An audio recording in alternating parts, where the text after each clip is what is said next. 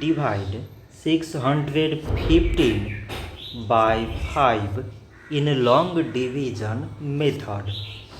5 times 1 is 5. On subtracting we get 1.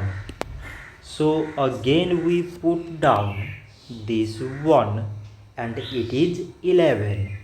So 5 times 2 is 10.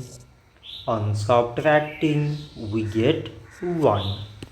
So again we put down this 5 and it is 15.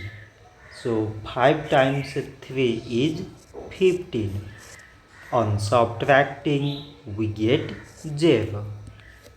So 615 divided by 5 is 123. So this much for today and thanks for watching.